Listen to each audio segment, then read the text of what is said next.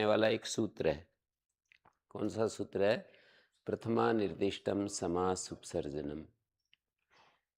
प्रथमा निर्दिष्टम प्रथमा विभक्ति है, समास का समासे है। प्रथमा निर्दिष्टम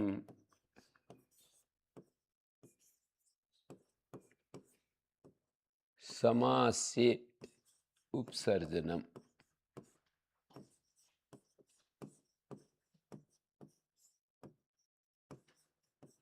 यहाँ एचो एवा यावा,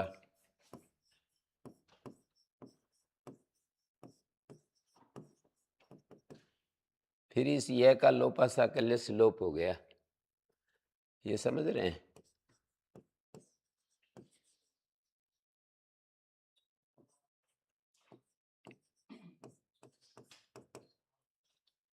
हैं?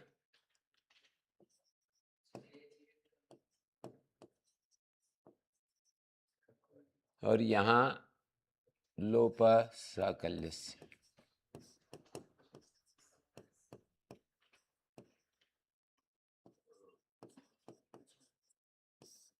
आठ 3 19 है क्या ये?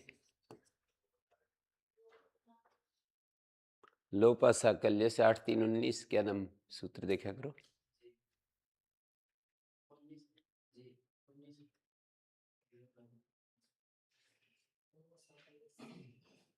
तो इस ये का लोप हो गया और समास उपसर्जनम ऐसा बन गया।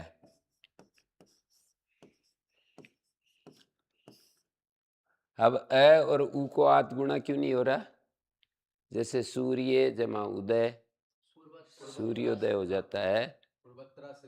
पूर्वोत्तरा सिद्धम से ये जो यकार लोप है वो दिखाई देने लगता है, असिद्ध हो जाता है, असिद्ध।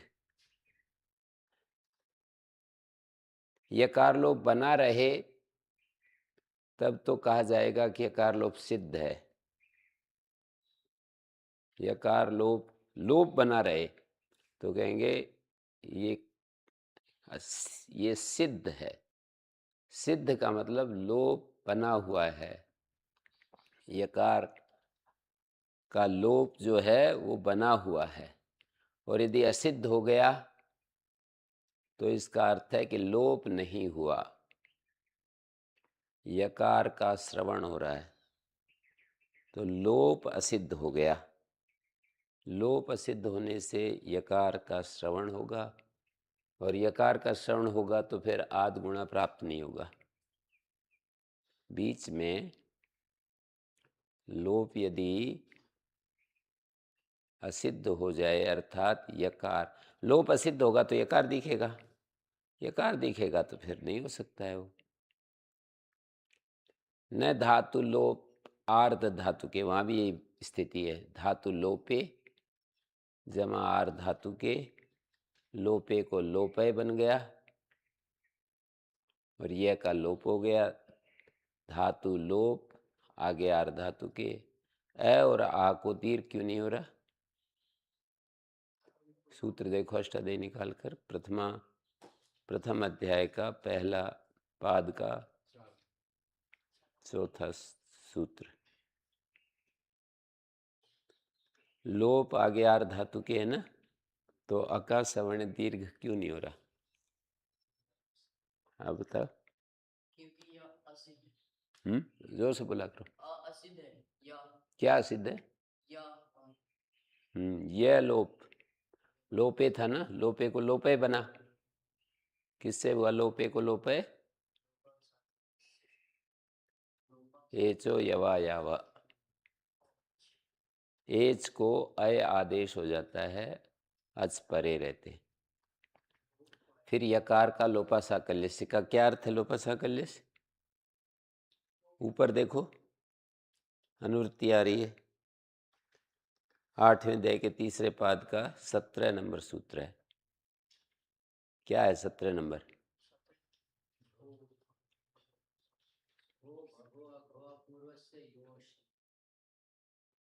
भो भगो अगो अपूर्वस्य योषि। है, वहां से अनुवृत्ति आ रही है भो भगो अघो अपूर्वस्य की, लोपा साकल्यस्य में। तो ये कहता है भो भगो अघो और अपूर्व में है जिसके, ऐसे वकार यकार का लोप हो जाता है। व्योर लघु प्रयत्नतरा शाक्तायन से व्यो की अनुवृत्ति आ रही है। भो भगो अघो अघो अपूर्व में है जिसके, ऐसे वकार यकार का लोप होता है साकल्य के मत में। साकल्य का आचार्य का नाम है।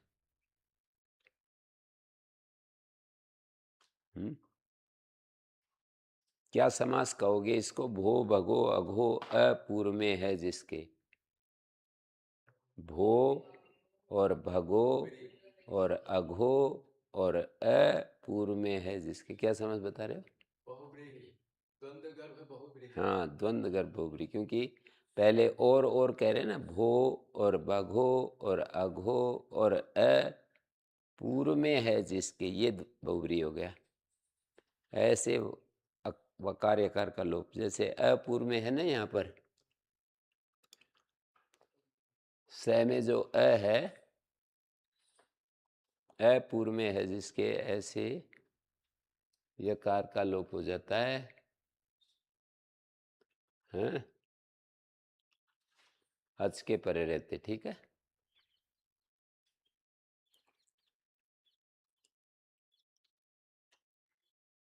तो सूत्र का अर्थ करते समय हम कहेंगे समास में,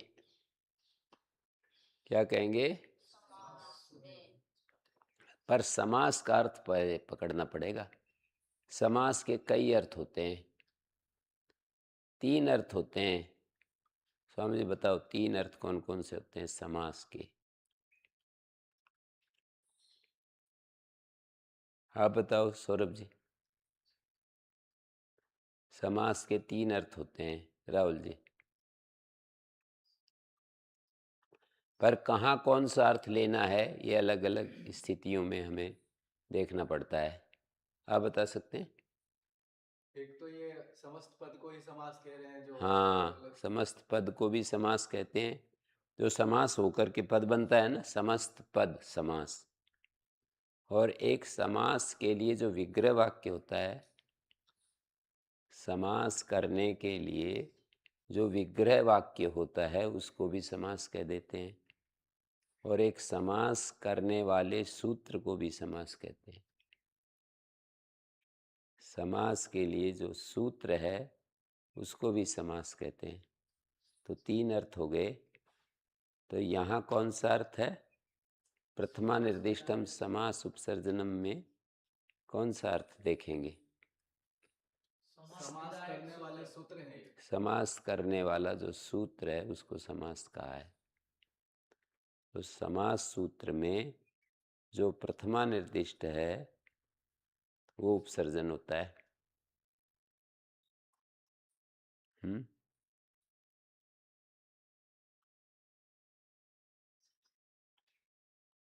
समास सूत्र में जो प्रथमा निर्दिष्ट है वो उपसर्जन होता है।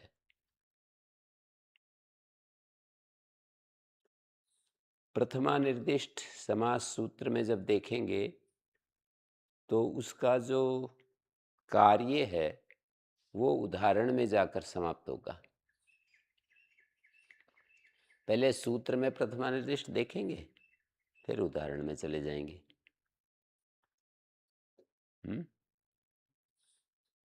जैसे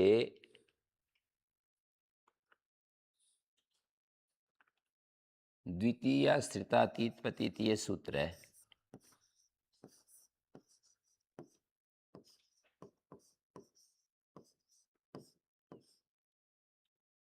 द्वितीय स्थिता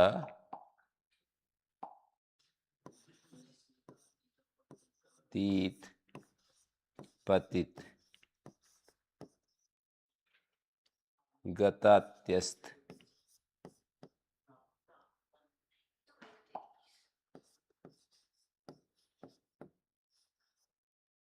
प्राप्तापन्नयी।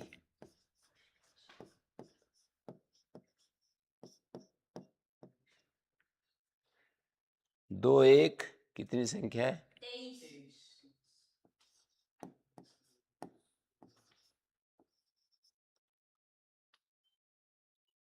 हम्म,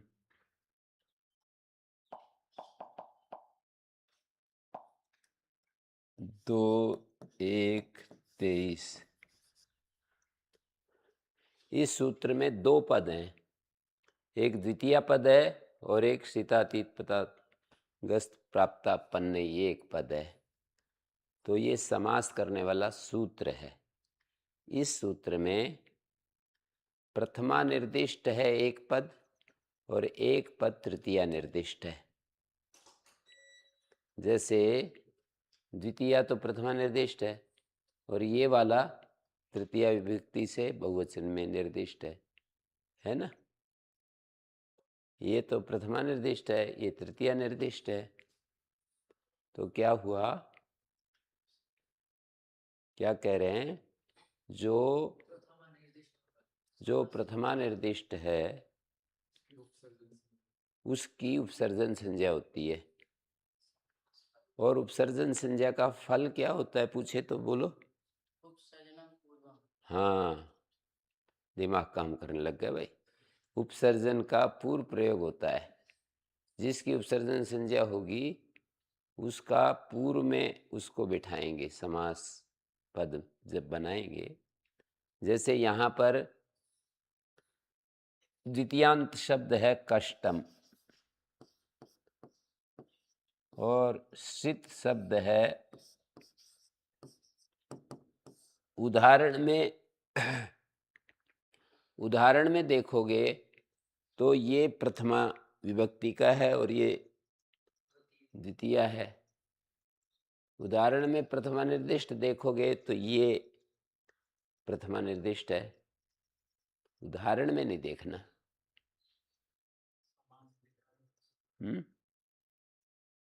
सूत्र में देखना है। सूत्र में द्वितीय प्रथमा निर्दिष्ट है तो जो द्वितीयांत होगा उदाहरण में जो द्वितीयांत होगा वो उपसर्जन होगा।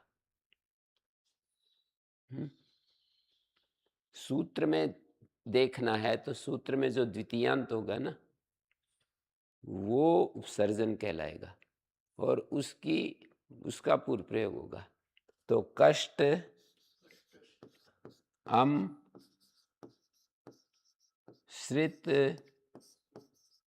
सु पूरा ये समास हो गया। समास होने से समस्त पद का नाम कृत तद्धित समासास्य प्रातिपदिक हो गया और प्रातिपदिक होने से सुपो धातु प्रातिपदिक लुक हो गया। कष्ट स्थित बच गया, इससे सु आएगा।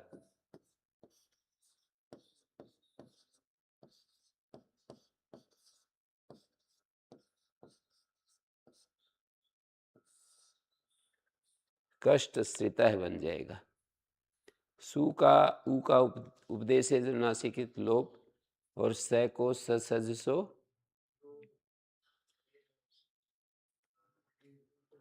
कष्ट शीत स है ना, इसको रू होगा और इस रू का भी ऊ चला जाएगा, उपदेश है नासिकित। और फिर इस कष्ट शीत र बचेगा और इस र को कष्ट स्थित है।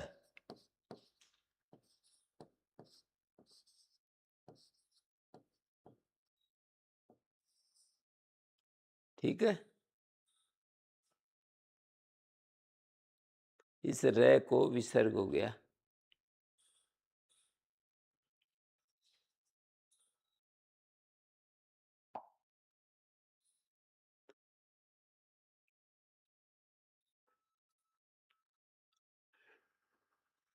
जैसे षष्ठी सूत्र से समास करें कहीं, षष्ठी सूत्र में अनुवृत्तियां देखो किस किस की आ रही हैं और पूरा सूत्र क्या बनेगा वो देख लो।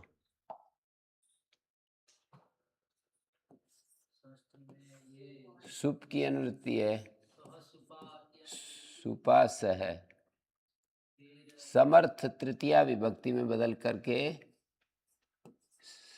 समर्था पद विधि है ना, तो वो समर्थेन बन जाएगा। अर्थवशात विभक्ति विपरिणाम हो जाता है, एक सिद्धांत है। अर्थवशात विभक्ति विपरिणाम है, अर्थ को लेकर के विभक्ति चेंज हो जाती है। तो समर्था पद विधि का तो समर्थ प्रथमा है, सूत्र में प्रथमा एक वचन है, लेकिन इस सूत्र में तृतीया में समर्थेन उपस्थित होगा। सुपास है तत्पुरुष।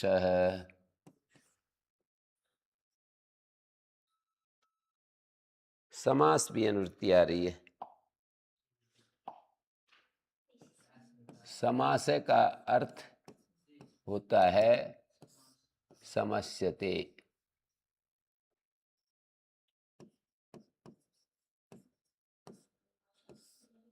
और तत्पुरुष।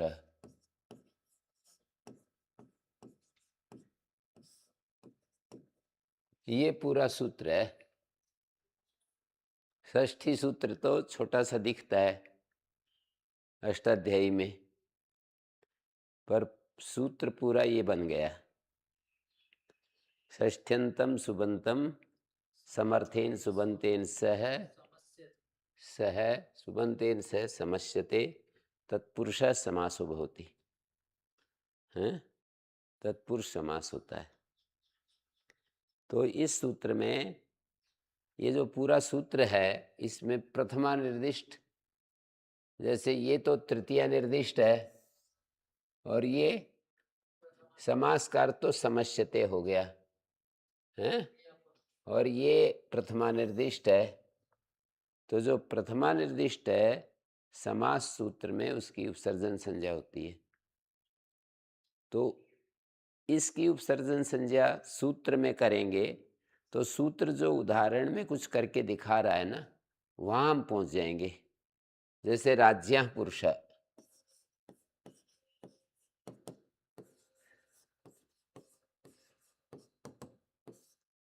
अब यहां पर देखिए षष्ठ्यंतम सुबंतम, उदाहरण में जो षष्ठ्यंत सुबंत है वो प्रथमा निर्दिष्ट माना जाएगा। यदि आप वैसे ही देखोगे प्रथमा निर्दिष्ट, तब तो ये है प्रथमा निर्दिष्ट, इसकी उपसर्जन संज्ञा हो तो उल्टा हो जाएगा। उपसर्जनम पूर्वम पुरुष का पूर्व प्रयोग होगा, वो ठीक नहीं है। उदाहरण में प्रथमा निर्दिष्ट देखोगे तो पुरुष की उपसर्जन संज्ञा प्राप्त है, लेकिन उदाहरण में हम देखेंगे षष्ठी निर्दिष्ट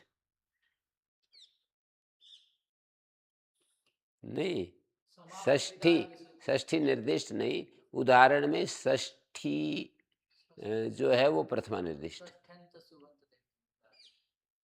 सूत्र में जो षष्ठी पद है वो प्रथमा निर्दिष्ट है, तो उदाहरण में जो षष्ठ्यंत पद होगा वो प्रथमा निर्दिष्ट माना जाएगा। सूत्र में प्रथमा, उदाहरण में षष्ठ्यंत प्रथमा निर्दिष्ट। सूत्र में षष्ठी प्रथमा निर्दिष्ट है, प्रथमा विभक्ति से निर्दिष्ट है षष्ठी। तो उदाहरण में जो षष्ठ्यंत पद होगा वो उपसर्जन होगा। तो षष्ठ्यंत पद कौन सा है? राज्य है। तो राज्य प्रथमा निर्दिष्ट हो गया ना, राज्य प्रथमा निर्दिष्ट हो गया। तो क्यों? उसी की उपसर्जन संज्ञा उपसर्जनम पूर्वम, इसका पूर्व प्रयोग होगा। पहले तो अलौकिक विग्रह करेंगे तो राजन गस पुरुष सु, इसका पूरे का समास का प्रातिपदिक नाम और लोप हो गया। न लोपा प्रातिपदिकांत से, प्रातिपदिक पद के अंतिम का लोप हो जाता है। प्रातिपदिक भी है राजन और पद भी है। कैसे? प्रातिपदिक भी है और राजन पद भी है। कैसे है जी राजन पद? अर्थवत धातुर प्रातिपदिकम, वो जो सूत्र है अर्थवत धातुर प्रत्यय प्रातिपदिकम से तो राजन प्रातिपदिक है, पर राजन पद कैसे है ये पूछ रहा हूँ। सुप्तिगंतम पदम, तो ये तो लोप हो गया, गस का लोप हो गया है। प्रत्यय लोपे प्रत्यय लक्षणम लग जाएगा। अंतर्वर्ती निमित्त। प्रत्यय के लोप होने पर प्रत्यय निमित्तक कार्य हो जाता है। लक्षण का अर्थ निमित्त है। प्रत्यय के लोप होने पर भी प्रत्यय लक्षण है जिस कार्य का, प्रत्यय निमित्त है जिस कार्य का, वो कार्य हो जाता है। प्रत्यय के लोप होने पर प्रत्यय निमित्तक कार्य हो जाता है।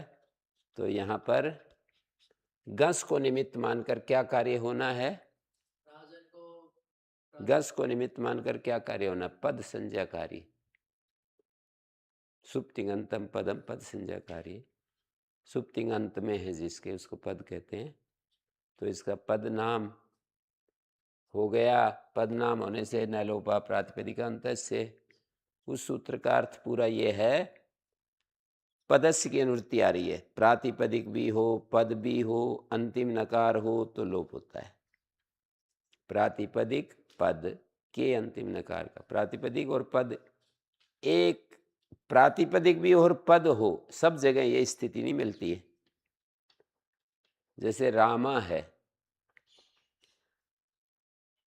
राम प्रातिपदिक है, राम पद है, तो अलग अलग स्थिति मिल रही है, हैं? जैसे मैं कहूं रामेण, तो रामेण पद है और राम प्रातिपदिक है।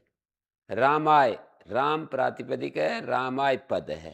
राजानम, राजानम, राजन प्रातिपदिक है, राजानम पद है। तो यहाँ पे नकार का लोप। यहाँ पर दोनों स्थिति बन रही है ना, राजन पद भी है और प्रातिपदिक भी है। तो इस न का लोप हो गया। तो मैंने ये बताया आपको उपसर्जन संज्ञा समझाते समय कि जो प्रथमा निर्दिष्ट है वो उपसर्जन होता है। फिर उदाहरण में उसका, जैसे द्वितीयाश्रितातीत पतित सूत्र में जो द्वितीयांत होगा वो उपसर्जन होगा। तृतीया तत्कृतार्थेन गुणवचनेन सूत्र से समास करेंगे तो जो तृतीयांत होगा वो उपसर्जन होगा। अब एक तरफ प्रथमा निर्दिष्ट कह रहे हैं और एक तरफ कह रहे हैं कि तृतीयांत प्रथमा निर्दिष्ट होगा। तृतीयांत को प्रथमा निर्दिष्ट कैसे कह रहे हैं, अब बताओ। तृतीया तत्कृतार्थेन सूत्र से समास करेंगे तो तत्कृतार्थेन, ये जो है लुप्त तृतीयांत है।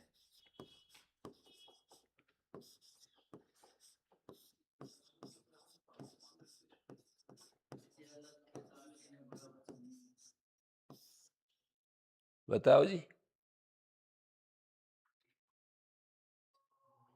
मैं ये कह रहा हूं ये लुप्त तृतीयांत है, माने तृतीय विभक्ति का ही है तत्कृत।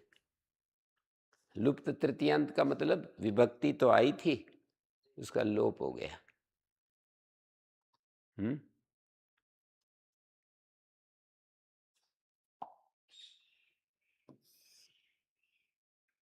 हम्म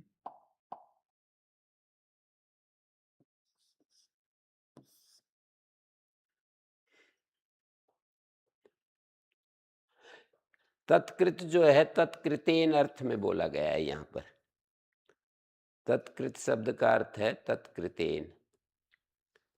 तो इस सूत्र में प्रथमा निर्दिष्टम उपसमास उपसर्जनम, सूत्र उपसर्जन संज्ञा करेगा तो किसकी करेगा? किसकी करेगा? प्रथमा निर्दिष्ट की करेगा। कौन है प्रथमा निर्दिष्ट? तृतीया जो सूत्र है उसमें प्रथमा निर्दिष्ट। तो उदाहरण में जो तृतीयांत होगा वो उपसर्जन होगा। जैसे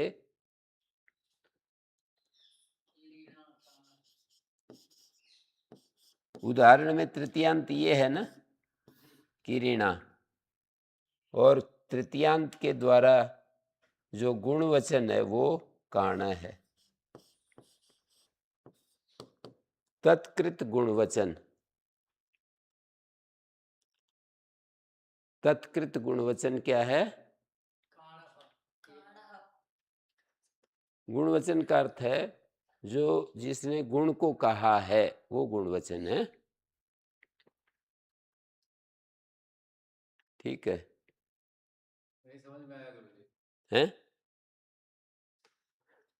एक गुण होता है, एक गुण को कहा, जिसने गुण का कथन किया है, अब वो द्रव्य को कह रहा है।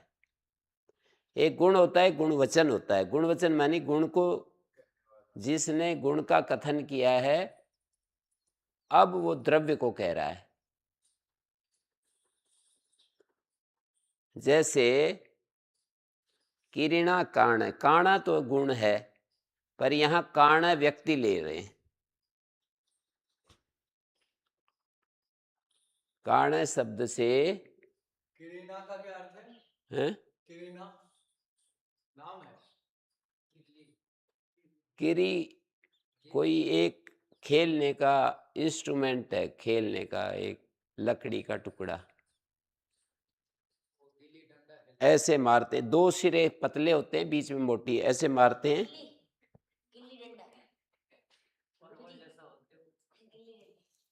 जब ऐसे मारते हैं तो गिल्ली डंडा, गिल्ली, तो ऐसे मारते हैं तो किसी की आंख में जाकर लग गया और वो काना हो गया है।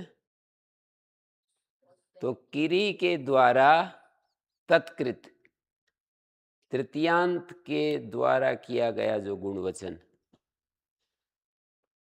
तृतीयांत के द्वारा, किरीना तृतीयांत है, इसके द्वारा किया गया तत्कृत, उसके द्वारा किया गया।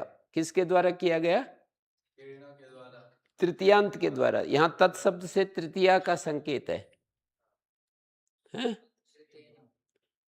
और तृतीया तो शब्द है, तो शब्द से किया गया कुछ नहीं होता, शब्द के अर्थ के द्वारा किया गया होता है। जैसे मैं पेन तो एक शब्द है, पेन शब्द से थोड़ी लिख रहा हूं, पेन शब्द के अर्थ से लिख रहा हूं। तो तृतीयांत के द्वारा किया गया जो गुणवचन, उसके साथ तृतीयांत का समास होता है। तृतीयांत के द्वारा किया गया। अब तृतीयांत भी एक शब्द होता है। तृतीया अकेला मिलेगा नहीं, तृतीया किसी के अंत में मिलेगा, तो तृतीया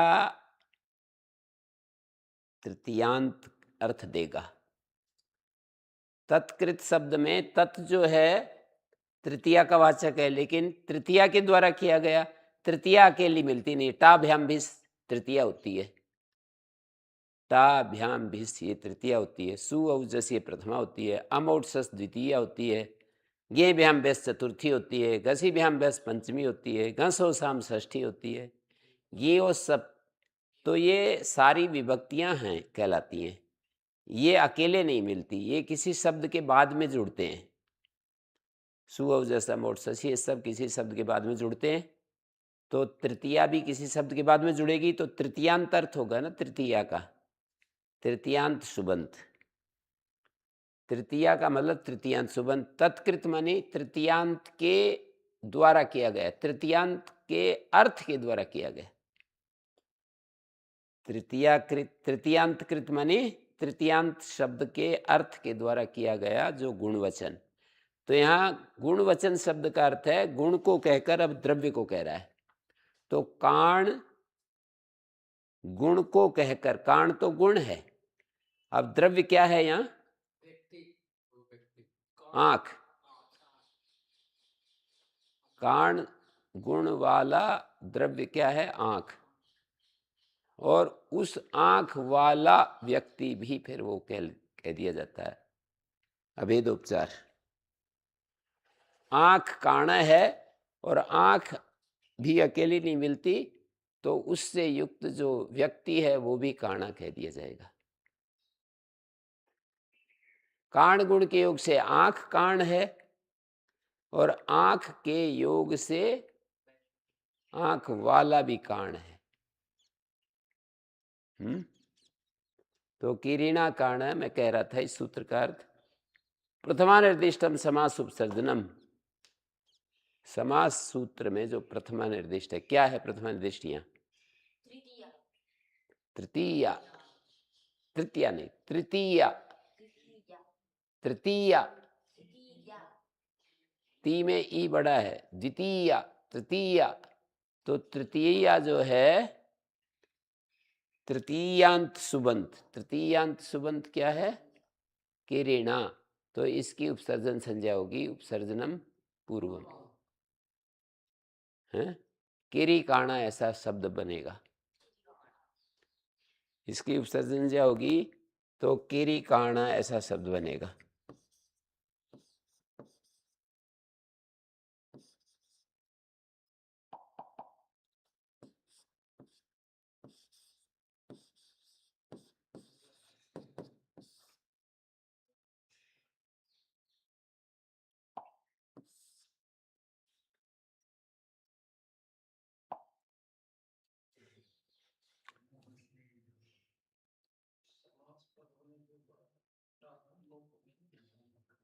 एक सूत्र है चतुर्थी तदर्थार्थ,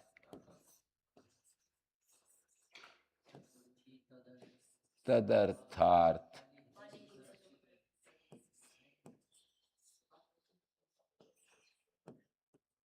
बलिहित सुख रक्षितै।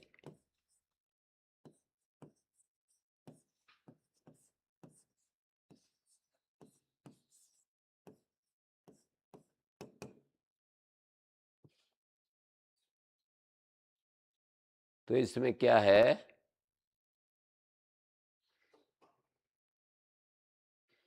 सूत्र का अर्थ होता है चतुर्थी का मतलब, चतुर्थी तो अकेली मिलेगी नहीं, चतुर्थ्यंत होगा। चतुर्थी किसी के बाद में, प्रत्येक किसी के बाद में बैठते हैं ना, तो चतुर्थी अंत में है जिसके चतुर्थ्यंत सुबंत, चतुर्थी अंत में है जिसके ऐसा सुबंत तदर्थ के साथ समास को प्राप्त होता है, अर्थ के साथ समास को प्राप्त होता है, बलि के साथ, हित के साथ, सुख के साथ, रक्षित के साथ समास को प्राप्त होता है, और वो तत्पुरुष समास होता है। चतुर्थी का मतलब चतुर्थ्यंत सुबंत, तदर्थ जैसे चतुर्थी, ये प्रथमा निर्दिष्ट कहलाएगा ना, प्रथमा विभक्ति से निर्दिष्ट है ना ये। तो उदाहरण में जो चतुर्थ्यंत होगा वो प्रथमा निर्दिष्ट माना जाएगा। समझ में आ रहा है? उदाहरण में जो चतुर्थ्यंत होगा वो प्रथमा निर्दिष्ट माना जाएगा। जैसे यूपाय, दारू, यहां तदर्थ, अर्थ, बलिहित,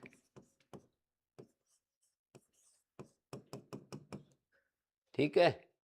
तदर्थ मानी उसके लिए, तस्मै इदम,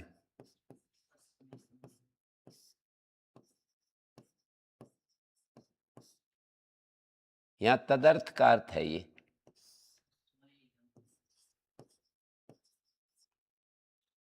उसके लिए यह है। तस्मै शब्द से क्या लोगे? उसके लिए, किसके लिए? चतुर्थ्यंत के लिए। अब चतुर्थ्यंत तो शब्द है, चतुर्थ्यंत जैसे वहां तत्कृत का अर्थ तृतीयांतार्थ कृत था ना, तृतीयांत के अर्थ के द्वारा, यहां पर उसके लिए मानी चतुर्थ्यंत के अर्थ के लिए जो है वो तदर्थ कहलाएगा। जैसे यूपाय है, ये चतुर्थ्यंत का अर्थ है कोई खंबा, यूप कहते हैं खंबे को, उसके लिए दारू है। दारू एक लक्कड़ का नाम है, और उस लक्कड़ से खंबा बनाना है, मलखम बनाना है, हैं? दारू तो एक लक्कड़ पेड़ काट करके जो रखा वो दारू, और यूप उसको छील छाल करके जो बनाया गया वो यूप। तो यूप के लिए दारू। तो यहाँ चतुर्थ्यंत सुबंत तदर्थ के साथ समास होता है। तो यहाँ पर देखा प्रथमा निर्दिष्ट क्या हुआ? यूपाय, प्रथमा निर्दिष्ट कैसे? ये तो चतुर्थी का एक वचन है, ये प्रथमा निर्दिष्ट कैसे? ये तो बिल्कुल समझ में ही नहीं आती बात। कहते हैं ये युपाय प्रथमा निर्दिष्ट है। प्रथमा निर्दिष्ट कहाँ है? ये तो चतुर्थी का द्वारा निर्दिष्ट है। क्या कहोगे? युपाय ये तो प्रथमा निर्दिष्ट कैसे? ये तो चतुर्थी के द्वारा निर्दिष्ट है। क्या कहोगे? गड़बड़ होगी ना सौरभ जी? इसको प्रथमा निर्दिष्ट बता रहे हैं, है ये चतुर्थी से निर्दिष्ट। उदाहरण में चतुर्थी है, लेकिन मैंने कहा कि ये प्रथमा निर्दिष्ट कैसे है, तो इसका उत्तर स्वामी जी कैसे दोगे? समास उपसर्जन, समास होके प्रथमा निर्दिष्टम समास उपसर्जनम। समास होकर नहीं, समास सूत्र में, समास विधायक सूत्र में देख रहे हैं कि सूत्र में जो प्रथमा निर्दिष्ट है, सूत्र में दो विभक्तियां मिलेंगी, एक प्रथमा एक तृतीया, प्रथमा तृतीया। तो इस समास प्रकरण में दो तरह की विभक्तियां हैं, एक प्रथमा एक तृतीया है। तो सूत्र में जो प्रथमा निर्दिष्ट है उससे जिसका कथन होगा वो उपसर्जन होगा। जैसे चतुर्थी तदर्थार्थ सूत्र में प्रथमा निर्दिष्ट कौन है, ये बताओ? चतुर्थी है। तो चतुर्थी का अर्थ है चतुर्थ्यंत। तो उदाहरण में जो चतुर्थ्यंत होगा वही तो उपसर्जन होगा, क्योंकि चतुर्थी को उपसर्जन के प्रथमा निर्देश चतुर्थी है, उसको उपसर्जन बता रहे हैं। तो उसको उपसर्जन बताने से क्या होगा? चतुर्थ्यंत, उदाहरण में चतुर्थ्यंत उपसर्जन संज्ञा हो जाएगा। बोलो। चतुर्थी उपसर्जन संज्ञा हो जाएगा उदाहरण।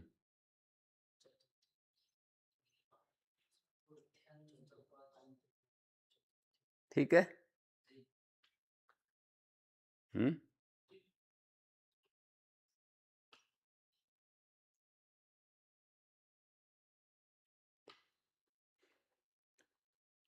तो यूपाय दारू, यूप के लिए दारू,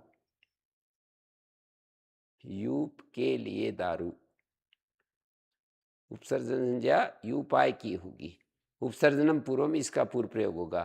फिर समास होने से समास का नाम प्रातिपदिक, सुपोधातु प्रातिपदिक विभक्ति का लुक हो जाएगा। यूप गे दारू सु, इसका और इसका लुक हो गया, यूप दारू। इससे विभक्ति आएगी और उसका नपुंसकलिंग है, तो स्वमोर नपुंसकात।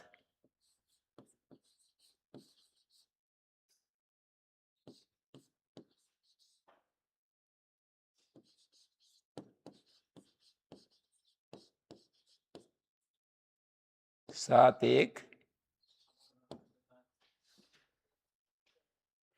कितना है? 23 है।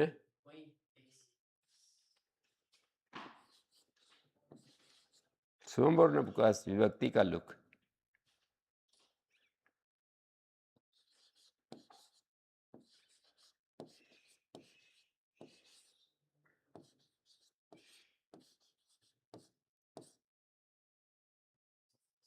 बस यूप दारू बन गया। हम्म।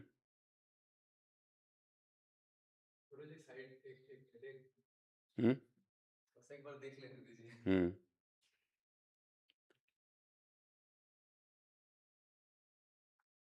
इधर वाला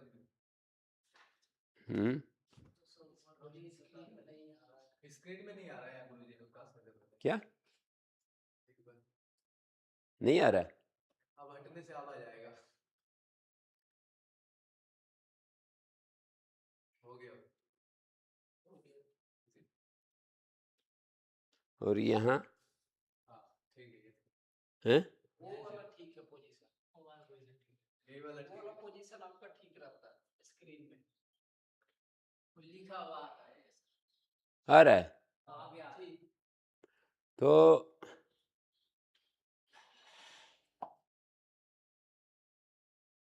पंचमी भयेन एक सूत्र है।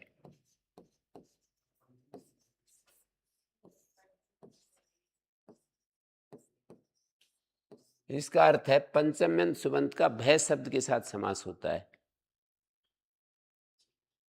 जैसे वृकेभ्यो भयम,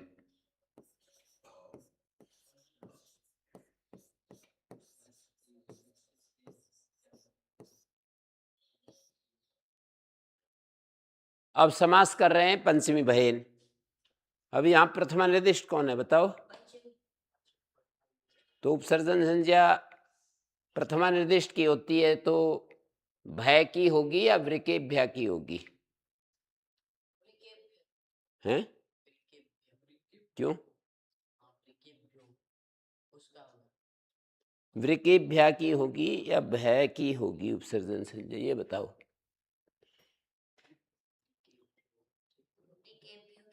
क्यों?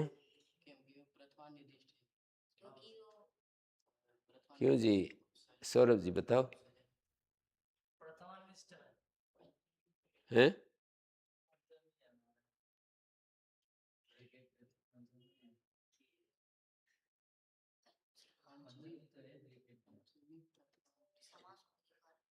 बताओ।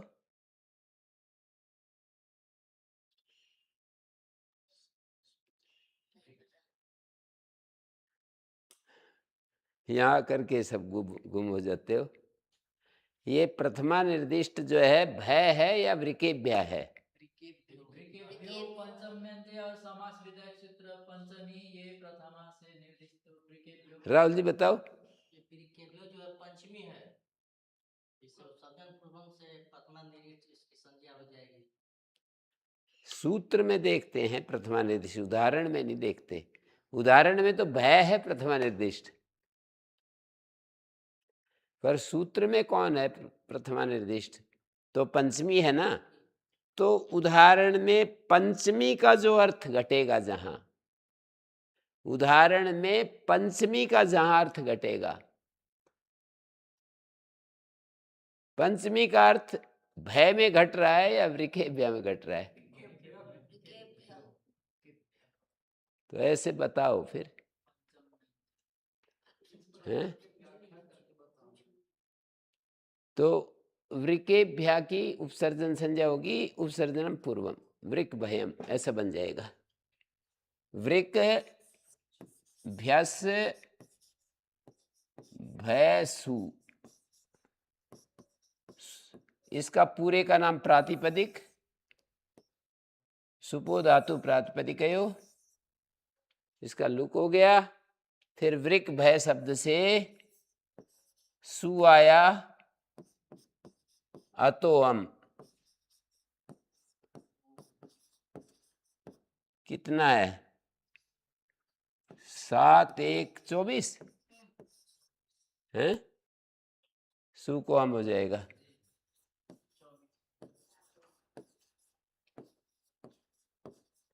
और अमी पूर्वा, अकारांत अंग से उत्तर सु और अम को हम हो जाता है। वृक भय, सु को हम हो गया, अमी पूर्वा। 6 1 102 103, तो वृक भयम बन गया।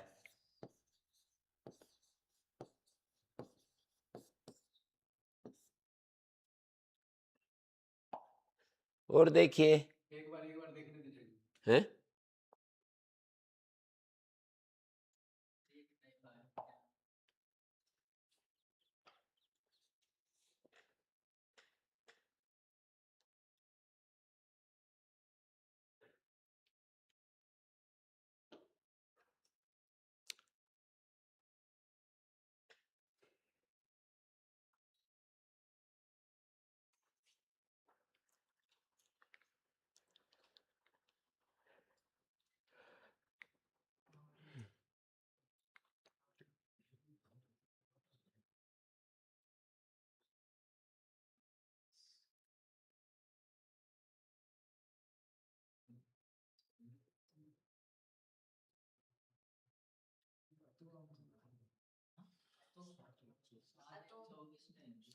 अब जैसे आगे बढ़ूं,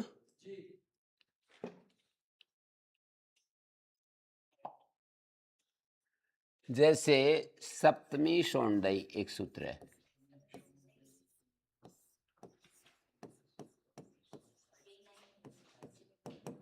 ये प्रथमा निर्दिष्ट कौन है? प्रथमा व्यक्ति में है और शोंडई तृतीया का बहुवचन है। तो सूत्र में जो प्रथमा निर्दिष्ट है उसकी उपसर्जन संज्ञा अक्षेषु शोंड।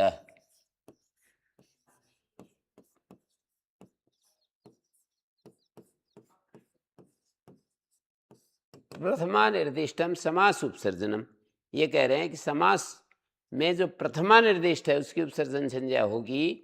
तो प्रथमा निर्दिष्ट शौंड है या अक्षेषु है? बोलो कैसे हैं? सप्तमी को देख रहे हैं, सप्तमी प्रथमा निर्दिष्ट है। ऐसे तो सौंडा प्रथमा निर्दिष्ट है, लेकिन सौंडा सप्तमी नहीं है, सप्तम्यंत नहीं है। जो सप्तम्यंत होगा वो प्रथमा निर्दिष्ट होगा। सोंडा क्या होता है?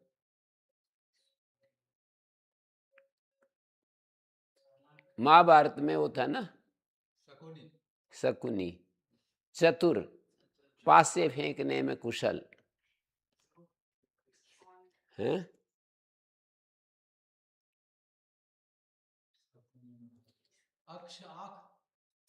अक्ष मानी पासे, पासे नहीं होते हैं जुआ खेलने के साधन, उसको अक्ष कहते हैं।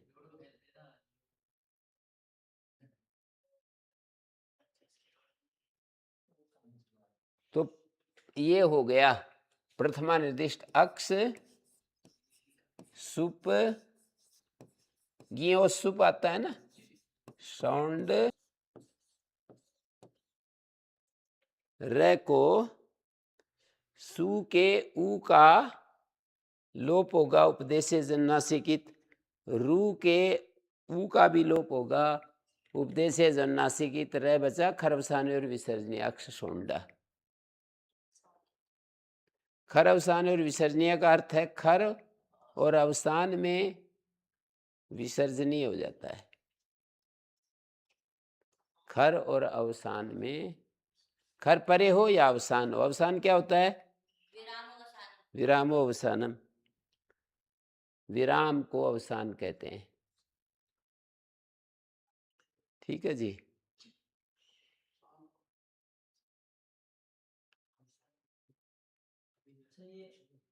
अक्ष के माने अर्थ को लेना है सर, हैं?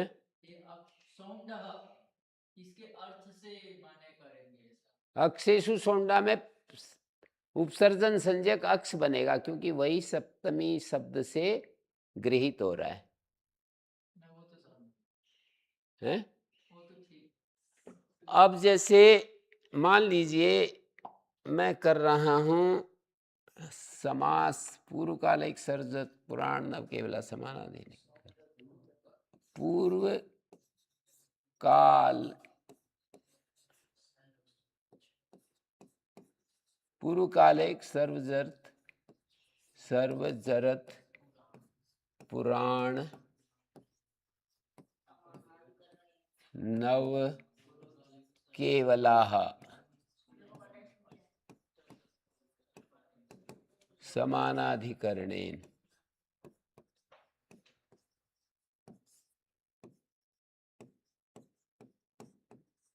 ये सूत्र है। दूसरे अध्याय के सूत्रों को उठा उठा करके सामने रख रहा हूं। तो इस सूत्र का अर्थ है पूर्व काल, दो शब्द मिलेंगे, एक पूर्व कालवाची एक अपर कालवाची।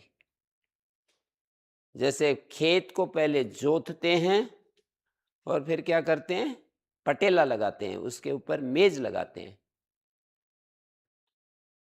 पहले लोहे की कोई सलाका हो तो उसको गर्म करते हैं, फिर उसको लंबा करेंगे कूट करके। व्याकरण में पहले जो कर्म होता है बाद में कर्ता हो जाता है।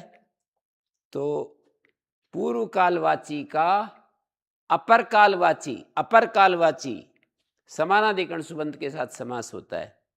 ऐसे ये तो अलग है, एक शब्द का समानाधिकरण के साथ समास होता है, सर्व शब्द का समानाधिकरण के साथ समास होता है, जरत का समानाधिकरण के साथ समास होता है, पुराण का समानाधिकरण, नव का, केवल का समानाधिकरण सुबंत के साथ समास होता है।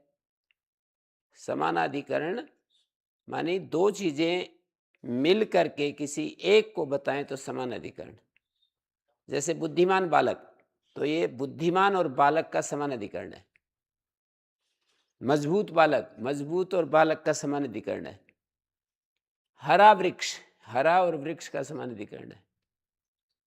श्वेत वस्त्र, श्वेत और वस्त्र का समानाधिकरण है।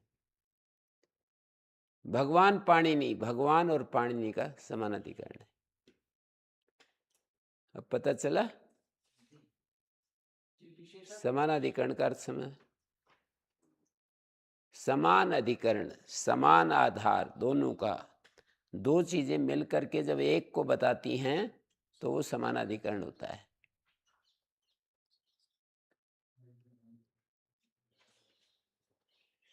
जैसे रक्त वस्त्र, रक्त एक अलग चीज है, वस्त्र एक अलग चीज है, दोनों मिलकर के एक ही वस्तु को बता रहे हैं। विशेषण विशेष से बात हैं? विशेषण विशेष से बता, क्या विशेषण बताते समय विशेषण विशेष से, वो तो ठीक है। यहाँ विशेष, यहाँ भी इस सूत्र में पूर्व कालवाची का अपर कालवाची समानाधिकरण सुबंध के साथ समास होता है, तो इसके हिसाब से किसकी उपसर्जन संज्ञा होगी? इस सूत्र से जब समास करेंगे तो किसकी उपसर्जन संज्ञा होगी? हाँ, पूर्व काल एक सर्वजत पुराण केवला, इसकी होगी है, क्योंकि ये प्रथमा विभक्ति में निर्दिष्ट है। उपसर्जनम पूर्वम, इसका पूर्व प्रयोग हो जाएगा। तो पूर्व कालवाची का समास अपर कालवाची के पूर्वम कर्म पश्चात करता।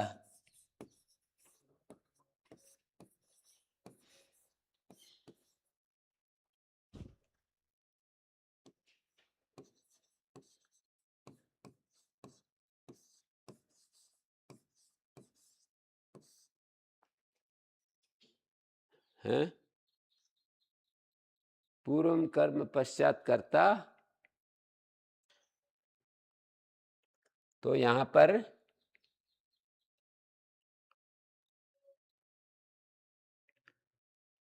कर्म सु कर्ता कर्तृसु, फिर इसका लोप हो गया। ये तो उदाहरण में तो दोनों ही प्रथमा निर्दिष्ट है ना, उदाहरण में तो दोनों ही प्रथमा निर्दिष्ट हैं, पर पूर्व कालवाची कर्म है, बाद के काल में करता है, अपर कालवाची करता है। पूर्व कालवाची का अपर कालवाची के साथ समास होता है। जैसे देवदत्ता क्षेत्रम लुनाति, यहां कर्म है इस वाक्य में। जैसे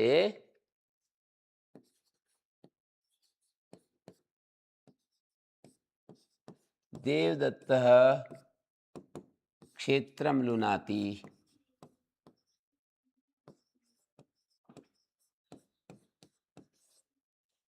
यहां पर देवदत्त खेत को काटता है। क्षेत्रम लूयते स्वयमेव,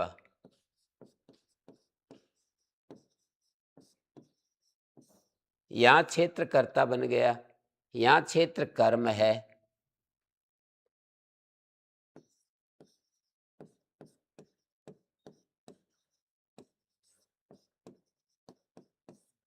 और यहां क्षेत्र करता है।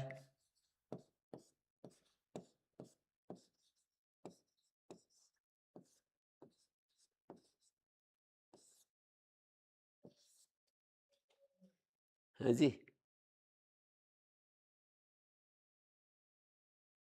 तो पूर्व कालवाची क्या हुआ? क्षेत्र, और अपर कालवाची भी क्षेत्र ही है। पर अंतर क्या पड़ा? पूर्व काल में वो कर्म था, अपर काल में, बाद के काल में वो कर्ता हो गया।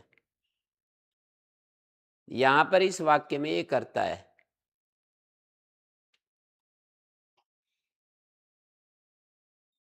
करता है।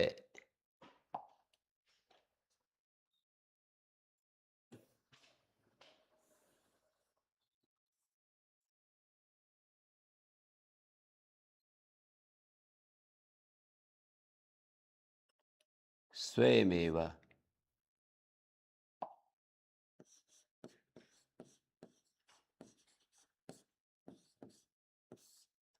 क्षेत्र करता है।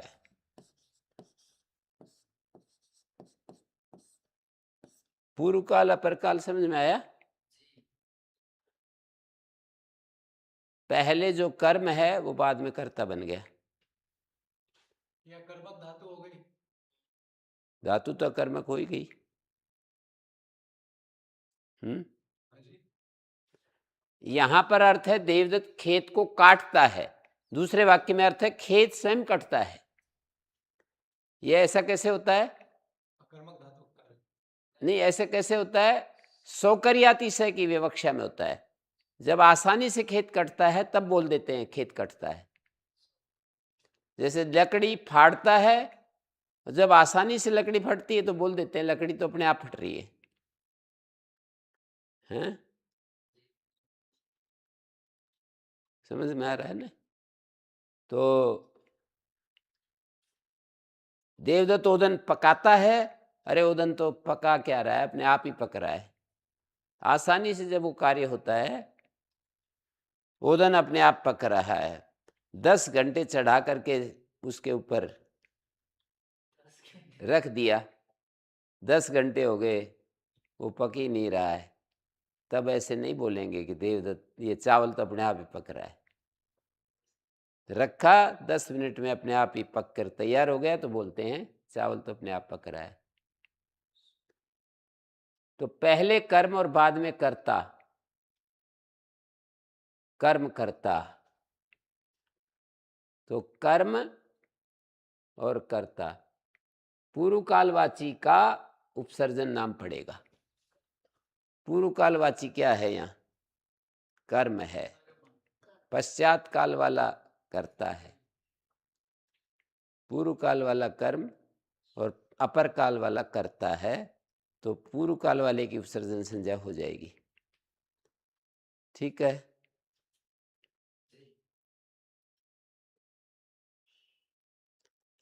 तो इसको एक बार